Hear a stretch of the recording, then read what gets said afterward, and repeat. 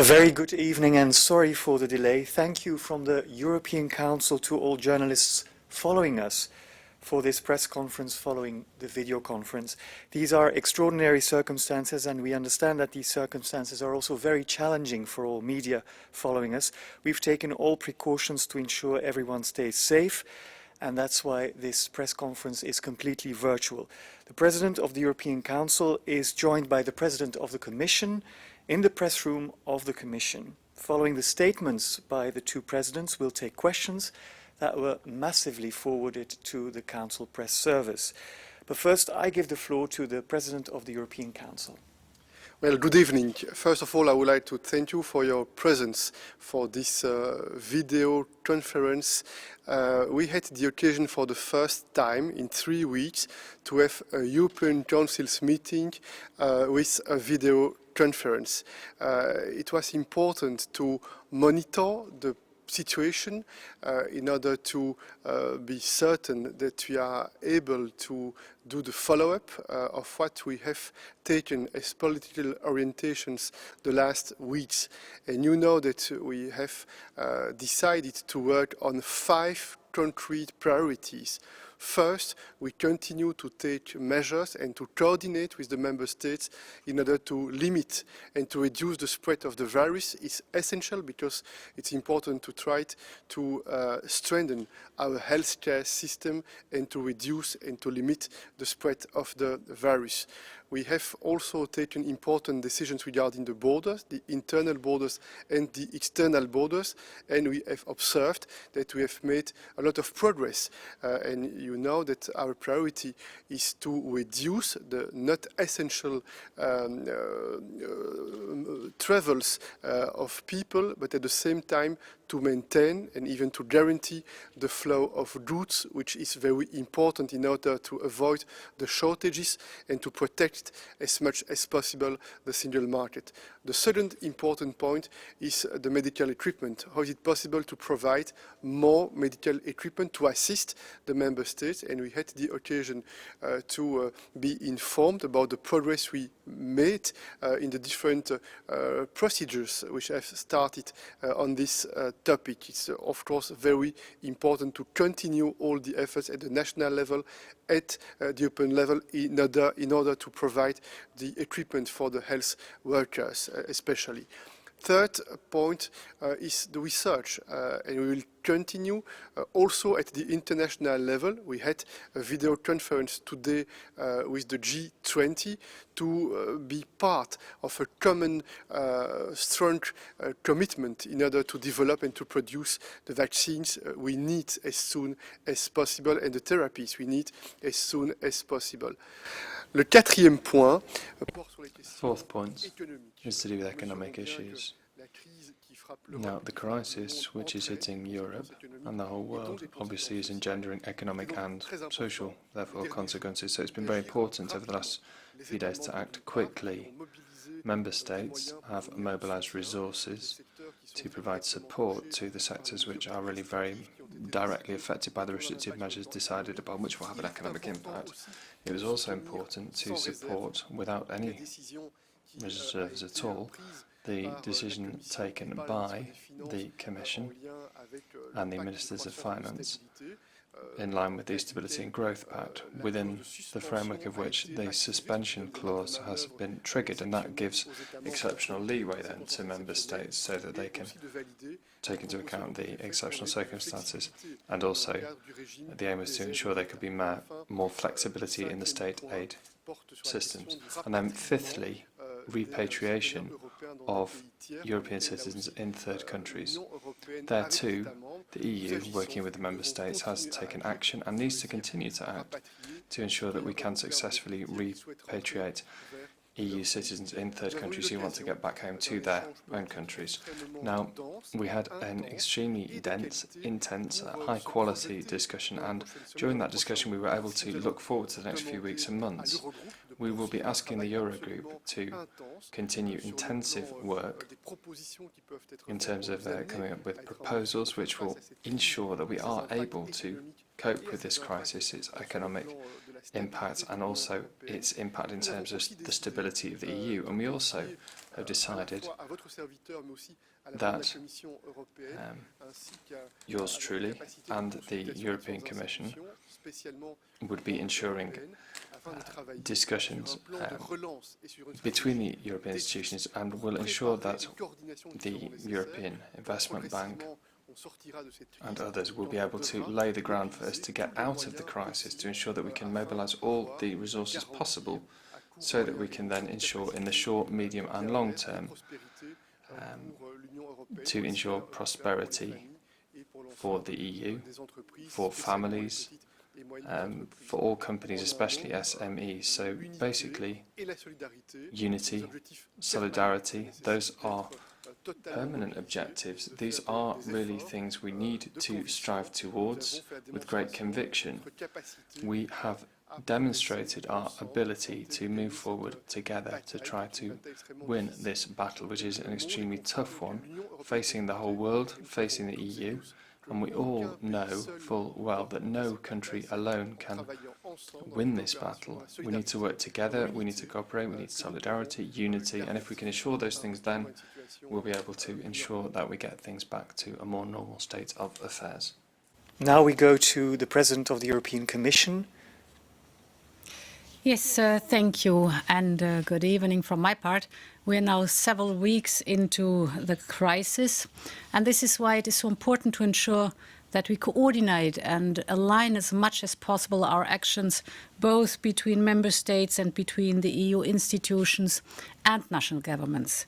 And that is why today's video conference and the European Council was so important. We discussed with the member states that we need an intelligent strategy that at the same time protects the health of our citizens and keeps our economy afloat and our goods and cross-border workers moving.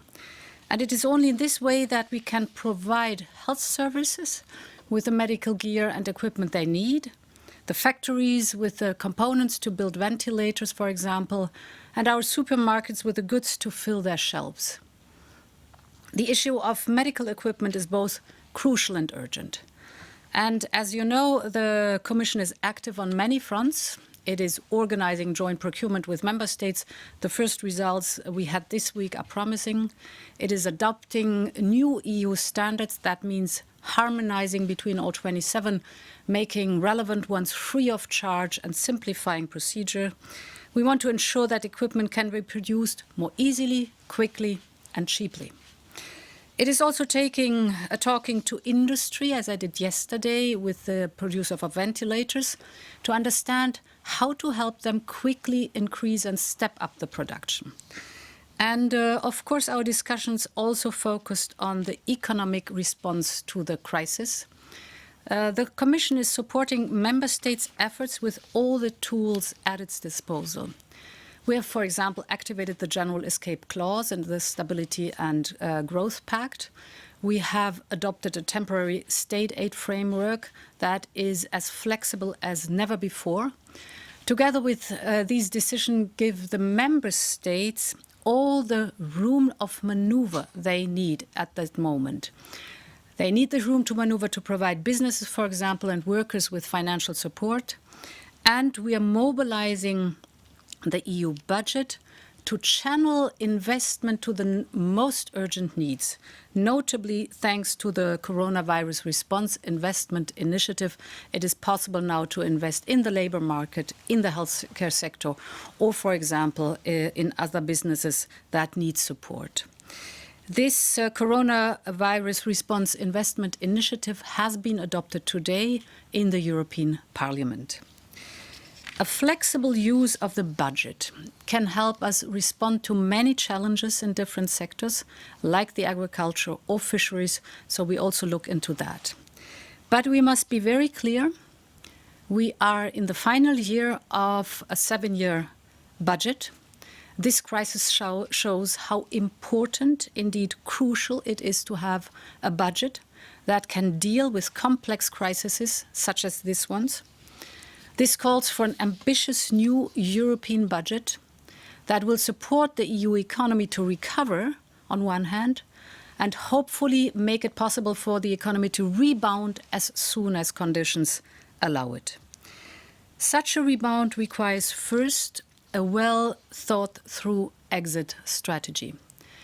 We all have measures in place, these containment measures, social distancing, to contain the spread of the virus and to slow down the spread of the virus. Now we need to coordinate our decisions when at a certain time we want to go back to normal, because otherwise we will undermine the effectiveness of the tough measures we took. We discussed this today. We will develop such an exit strategy for our European Union. This should be based on a science-based approach, a science-based protocol, proposing when and how to move away from, for example, the social distancing measures. We will be working on these protocols with scientists and experts. And we will work together, as Charles Michel just explained, on a recovery strategy. This should allow our economy to kind of kickstart again when the right moment has come, because we should not forget we have healthy companies, and those have to bridge the gap to the time when the economy is picking up again, the orders come in again. They have to hibernate till then. Last but not least, as Charles Michel just said today, we took part in the video conference of G20 leaders. We are in a global crisis that requires a global response, and I therefore offered that the European Commission hosts an online pledging event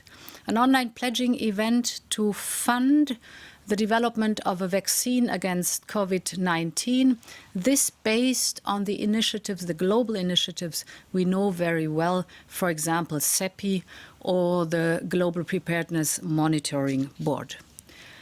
We need solidarity among EU member states, but we also need solidarity across the globe. Thank you.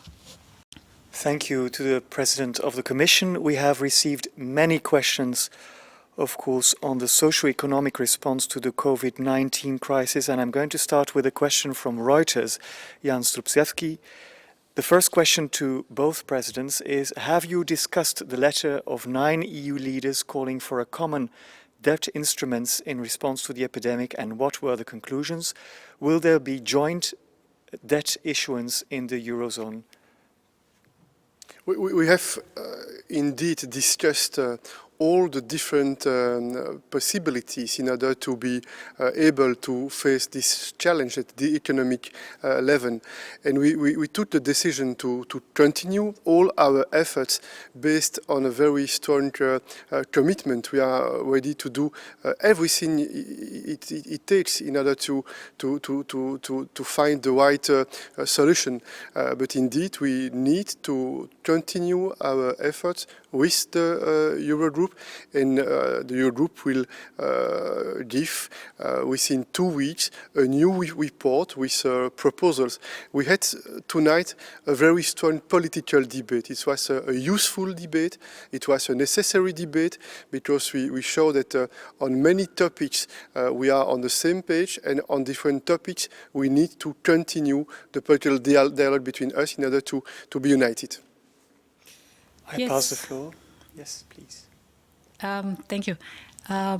There's little to add. Indeed, over the past weeks, we all have been working very hard to put in place measures to help the economy to hibernate and to fight the coronavirus crisis in the health sector. And all institutions have contributed to that. So the member states heavily by investing in their economies, but also the European Central Bank, the EIB, and the Commissions, for example, with the General Escape Clause or the state aid and the Corona Response Investment Initiative. And all these measures have been put forward now. I think they have to sink in now. But indeed, the room is open for discussing all other possibilities that might be on the table, and therefore the tasking was very precise today from the Council towards the Eurogroup. Thank you. I have another question by Jack Parrock from Euronews.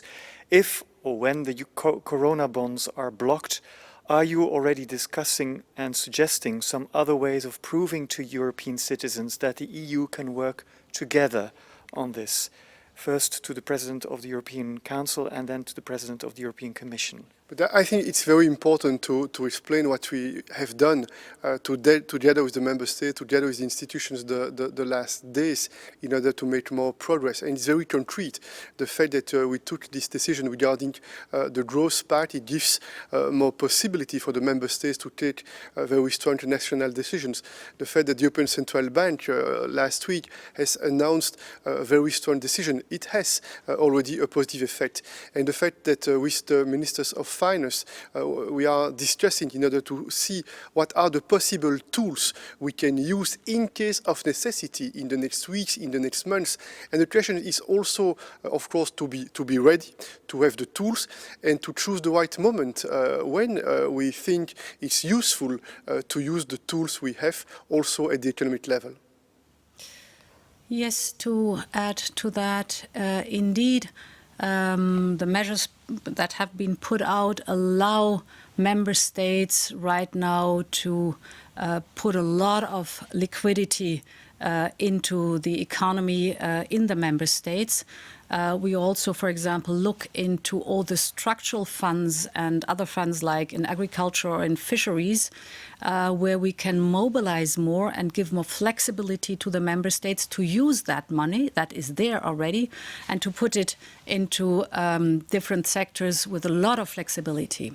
With that, I think it is important to keep in mind that looking forward, the strongest sign for European solidarity is a strong European budget.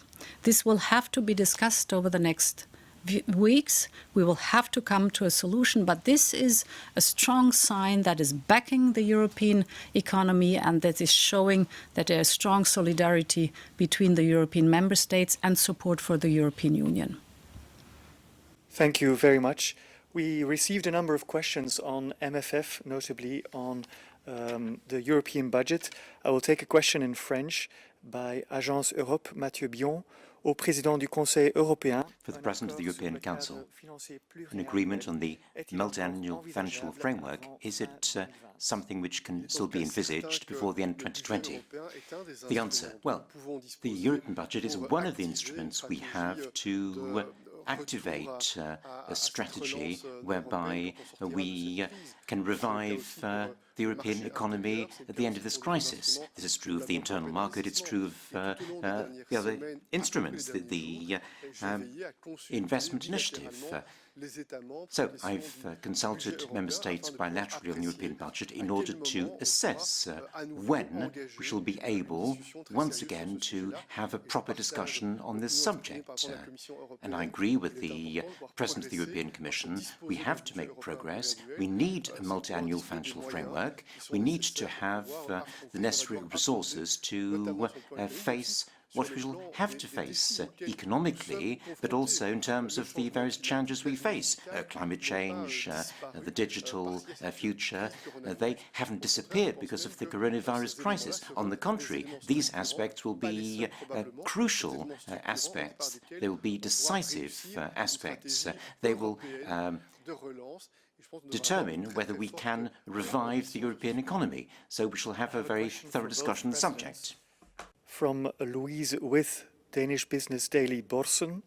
From the conclusions, I understand that the Commission and the Council will be asked to work on an exit strategy or a recovery plan, a roadmap.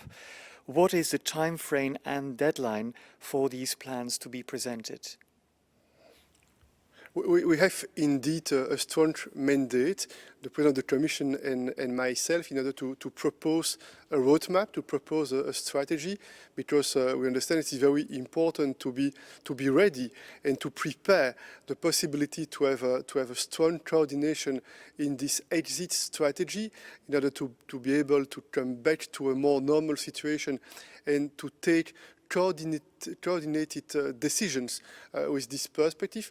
But another important signal is the fact that we need a recovery strategy, and we need to use all the possible tools.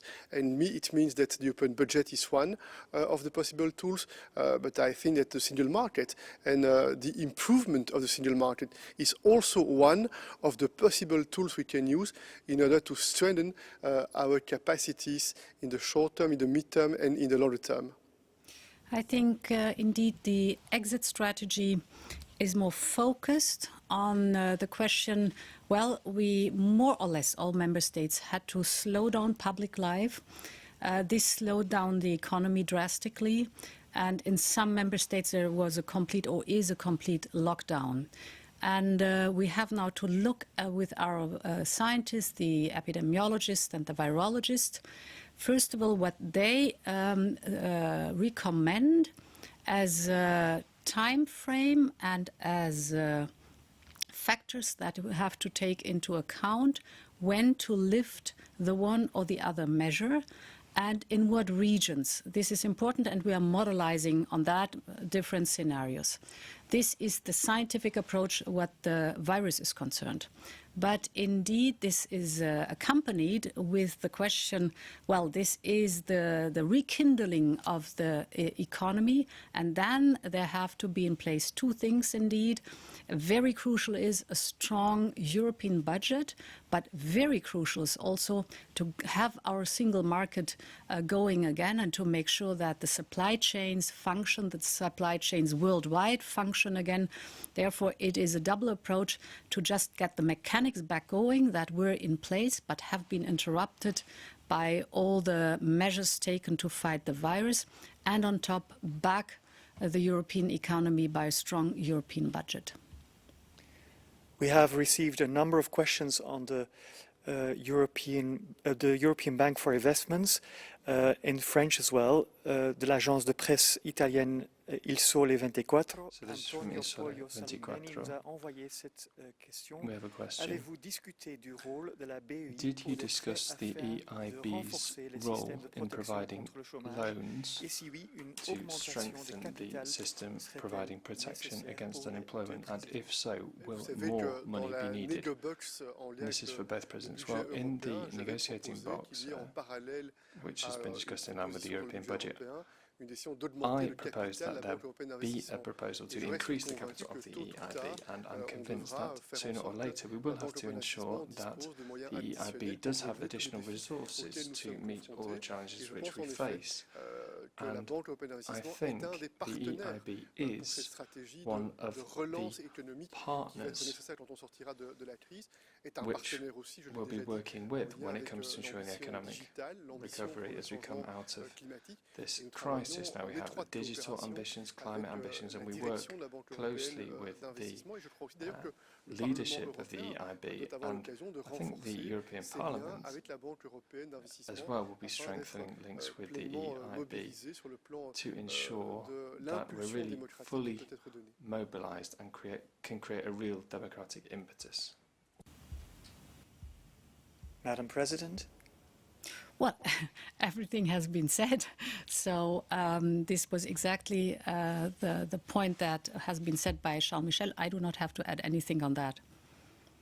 I have a couple of more questions with regards to the disinformation in French and in English. I will first start with a question by Athanasios from Cyprus on disinformation for both presidents.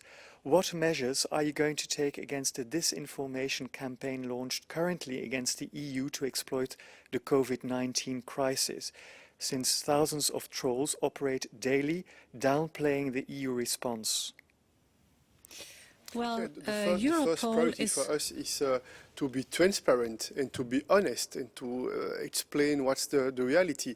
But indeed, we have observed that the last days, the last weeks, we face again fake news, fake rumors, and it's important to make the clarity, and we count also on the responsibility of the press, because we consider that in a democracy it's essential that the press plays fully its role we count on you, but it's not enough. We consider also at the international level, at the geopolitical level, that it's important to implement a strategy in order to fight against these fake news operations. And that's why we have asked, especially to the High Representative Borrell, to work with us, to work with the Member States, with the Commission, in order to have a more current and a stronger approach against the fake news in general, and especially in those current circumstances. Well, concerning fake news, there are different types that have to be fought. First of all, counterfeit and fraud is a typical thing that is connected to COVID-19. So listening to Europol shows that they are very active on fighting these counterfeit and fraud websites that are producing malware and that are producing or offering products that are certainly not fit for purpose.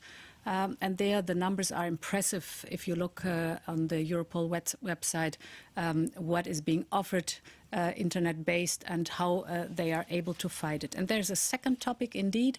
This is the pure topic of fake news.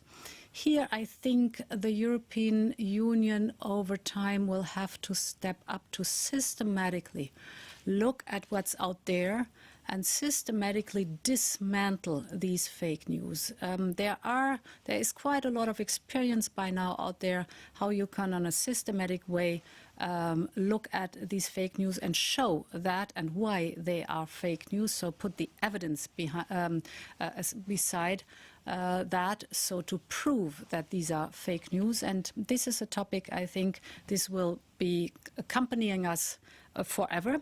It will not go away, and therefore I think we have to step up here, and I think within the Commission structures in the cybersecurity field, this focus on fighting the subject of fake news has to be reinforced. I have a question in French. J'ai une question en français encore sur la désinformation. A question in French about disinformation for the President of the Council. In practical terms, how will you counter disinformation? Who is being targeted and why? Well, the opposite to disinformation is to tell the truth, to be honest. We should be mobilized in order to dismantle this disinformation as soon as it's communicated. We can see that there are various groups, organizations, countries sometimes in the world which seek to disseminate disinformation, including through the social networks. We discussed this during the meeting. We mentioned this in conclusions. We want to make greater use of all European resources to curb disinformation. It is a threat. And of course, a key value for the European Union is freedom of the press. And here, a very important role has to be played. One last question before we end this press conference by Politico for both the presidents. Did the leaders discuss any possibility of further coordinating the social distancing measures and lockdown provisions with an eye toward lifting them in a coordinated fashion? And was there any discussion of extending the external essential traveller restrictions, Mr. President? Yeah, we discussed indeed the importance to reduce the spread of the virus. It means that the member states have taken at the national level very strong measures, very often confinement measures, and we see more and more the same approach at the national level between the member states, and it's very essential. It was Ursula von der Leyen has said that we organize a common exit strategy when we will consider, based on the science, that it's possible to come back to a more normal life. The fact that we are able to cooperate, to have a more harmonic approach will be very important, and we took the decision today to work together, the Commission, the European Council, in order to make some concrete proposals in the next weeks. The spread of the virus determines the pace at which we are progressing. And indeed, for that, we need models for different scenarios. The health advisory panel that we have created on the Commission's level, consisting of renowned experts from different member states, are right now working on these models together with ECDC, and will put forward recommendations so that we can see at the stage where the spread of the virus is, or the numbers of infected, of cases of disease are, and then decide related to their recommendation where and when, slowly but surely, these measures can be lifted. And you know, we're in this constant dilemma because of the virus. We have to slow down public life. We have to lock down partly in order not to overstretch the healthcare system. But on the other side, every single day costs a lot of economic power, and therefore it's a permanent trade-off not to lift too early concerning the virus and the rebounds potentially of the virus, and not to lift too late concerning the economy, which is really having a hard time with these confinement measures. And therefore, the scientific-based approach, I think, is very good for the European Union.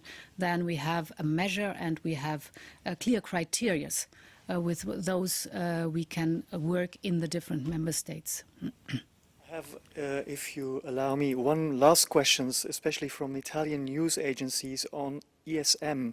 Can we have an answer on the European Stability Mechanism for both presidents?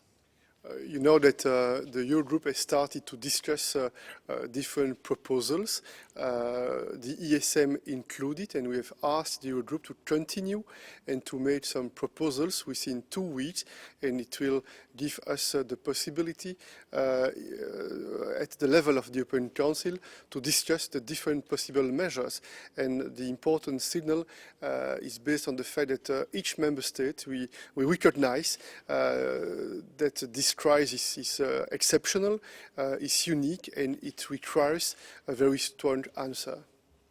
Exactly. There has been the tasking of the Eurogroup, and within the conclusions it's very clear how the task has been designed, and I think it was a time frame of 2 weeks in which the Eurogroup has to come back then with proposals. Thank you for both presidents, and thank you to the press for following us during this press conference. We're looking forward to seeing you in real life again, and in the meantime, stay safe.